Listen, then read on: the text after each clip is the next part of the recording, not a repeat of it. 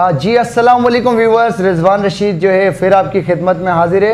Viewers, मैं आपको जो है आज बहुत ही अच्छे और धमाकेदार टॉपिक्स पे जो है डिस्कस करने वाला हूँ। लेकिन डिस्कस करने से पहले मैं आप लोगों से अगेन रिक्वेस्ट करूँगा, लास्ट वाला जो मेरा यूट्यूब चैनल था वो बिल्कुल जो है मोनेटाइज नहीं हुआ, जिसकी वजह से मैंने उसको वाइंड अप कर दिया। ये जो मेरा बैक स्क्रीन पे आप देख रहे हैं यूट्यूब चैनल जो आ रहा है, ये अब जो है मेरा कंटिन्यू रहेगा इंशाल्लाह। इसमें आपको इन्फॉर्मेटिव वीडियोस मिलती रहेगी। अब व्यूवर्स, आज मैं बात करने लगा हूँ, पहले भी एक वीडियो में डिस्कस कर चुका हूँ गिलगित बल्तिस्तान के हवाले से। गिलगित बल्तिस्तान के जो इलेक्शन होते हैं वो पाकिस्तान के दीगर जो सूबों से थोड़े से डिफरेंट होते हैं।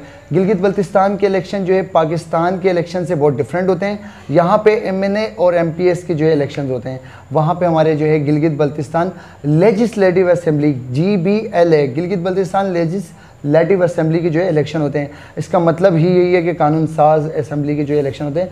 व्यूवर्स, हमारे जो है वज़ीर आला भी वहाँ पे होता है और गवर्नर भी होता है। स्पेशली मैं आपको ये बताता चलूँ, हमारे पूरे गिलगित बल्तिस्तान जो है गिलगित बल्तिस्तान के तमाम डिस्ट्रिक्ट से जो है कोई एक जो है वो बनता है CM बनता है।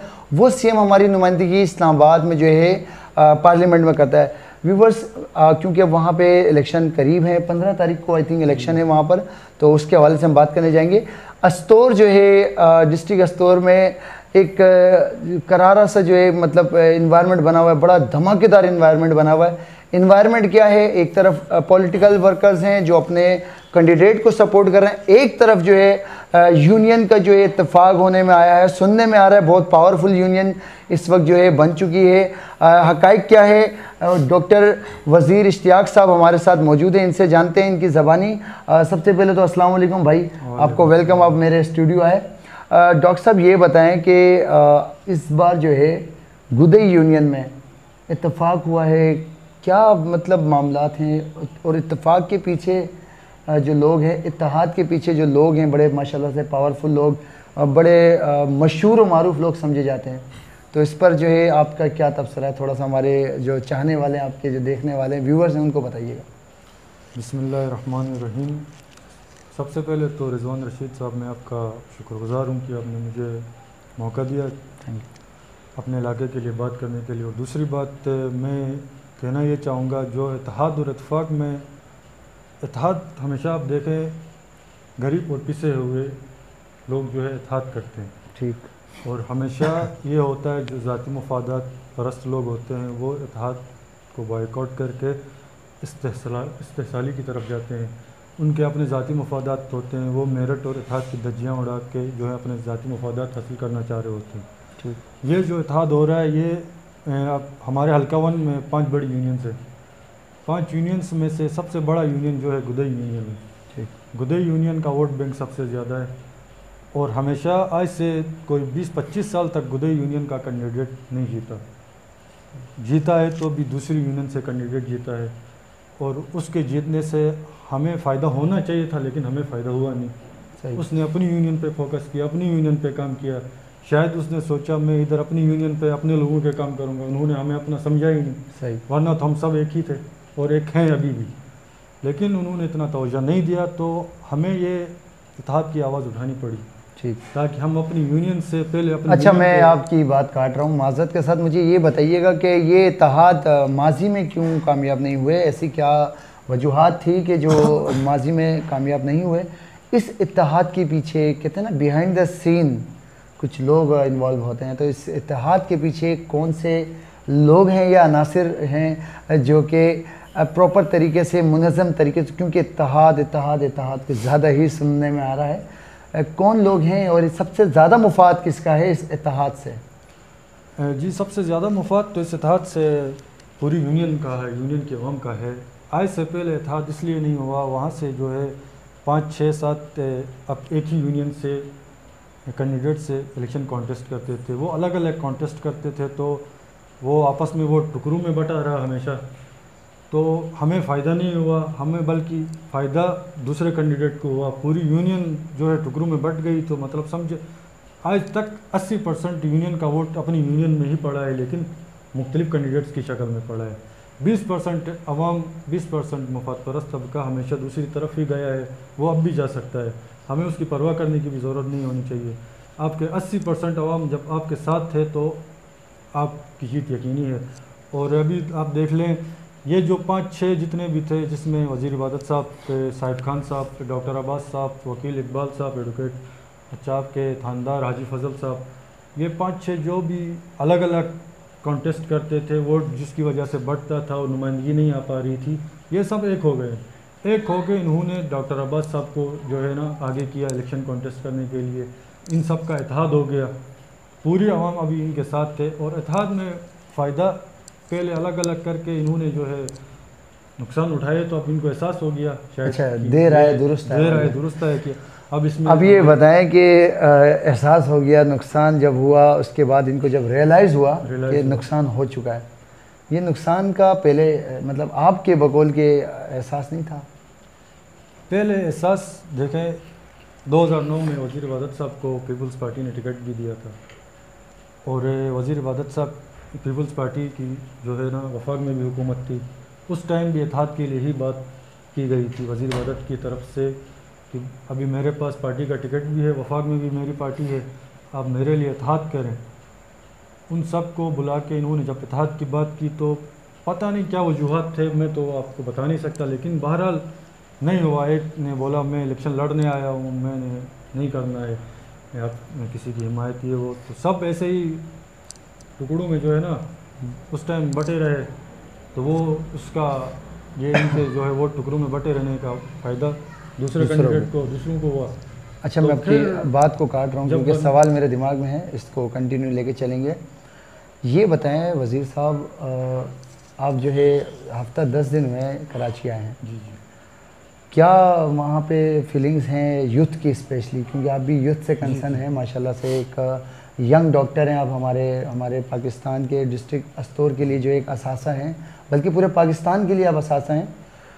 यूथ का जो है क्या रुझान है, क्या समझते हैं कि यूथ डॉक्टर साहब को जो है तरजीह देगी, या यूथ जो है एक यूथ का ही एक लीडर जो है खालिद खुर्शीद है, पाकिस्तान तहरीक इंसाफ ने जो इनको अपना कैंडिडेट भी सिलेक्ट कर लिया है, यूथ क्यों मतलब प्रेफर करेगी या कोशिश करेगी कि डॉक्टर साहब को जो है डॉक्टर अब्बास साहब को अवार्ड दे या सॉरी वोट दे, क्या वजूहत होंगी? देखें, आजकल की यूथ बाशऊर यूथ है।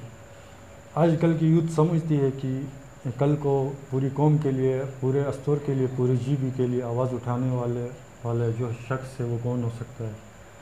तो ज़रूरी नहीं है कि आपके खालिद खुर्शीद साहब PTI के हैं तो यूथ उसके साथ हो। यूथ उसी को सेलेक्ट करती है हमेशा जो उनकी आवाज़ आगे तक पहुंचा सकता हो। सही। तो जहाँ तक यूथ जो है हमारे गुदे यूनियन के अलावा भी बाकी सारे पूरे हल्का वन में डॉक्टर साहब को प्रेफर करती है, क्योंकि उन्होंने जो है अपोजिशन का रोल भी बखूबी अस्तौर में रहते हुए अदा किया है। फिर आपके जो है डॉक्टर साहब ने GB लेवल पे जो है ना उन्होंने आवाज़ उठाई है, और GB इस्लामाबाद में भी उन्होंने GB लेवल के लिए हुकूक़ के लिए, आईनी हुकूक़ के लिए आवाज़ उन्होंने उठाई है।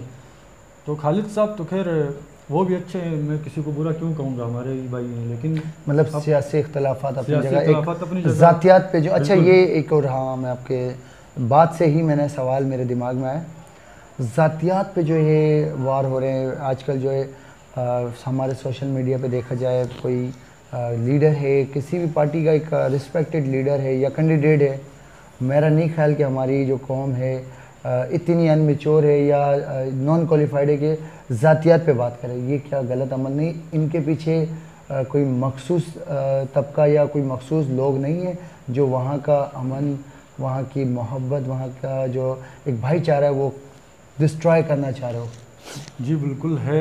अभी देखें जैसे इत्तेहाद की बात चली पूरे गुदे यूनियन में, तो इत्तेहाद जब एक दो भाइयों में इत्तेहाद होता है तो जाहिर है तीसरा अगर कोई आके उन दोनों का इत्तेहाद तोड़ता है तो वही शैतान का किरदार अदा करता है ना, तीसरा जो बंदा है।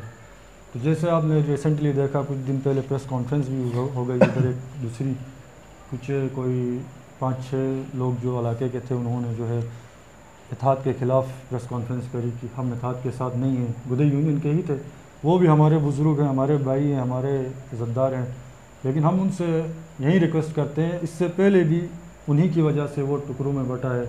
उन्होंने अपनी यूनियन में कभी वोट नहीं दिया ज़िंदगी में, आज भी वो वही करने जा रहे हैं जो उन्होंने पहले किया हुआ। और उनका कोई मेरे ख्याल में गुदई यूनियन के मफादात के साथ शायद नहीं हो, उनके अपने मफादात ज़ाती जो हैं, क्योंकि वो रहते गिलगित में हैं, उनके बच्चे वेल सेटल्ड हैं, वो वेल सेटल्ड हैं। वो शायद ये चाह रहे होंगे कि मैं माजरत के साथ कह रहा हूँ, मेरे बड़े हैं, मेरे इज़्ज़तदार हैं, लेकिन शायद वो ये चाह रहे होंगे कि अगर गुदई यूनियन पूरे हल्कावन पूरे अस्तूर के लिए हो रहा है, क्योंकि हमने जो है लीडर ही ऐसा चुना है जो पूरे अस्तूर की नुमाइंदगी करेगा। और हमने गुदई व मिनमर्क यूनियन से हमने इत्तेहाद स्टार्ट वहाँ से भले किया है, लेकिन ये पूरे हल्कावन का इत्तेहाद है।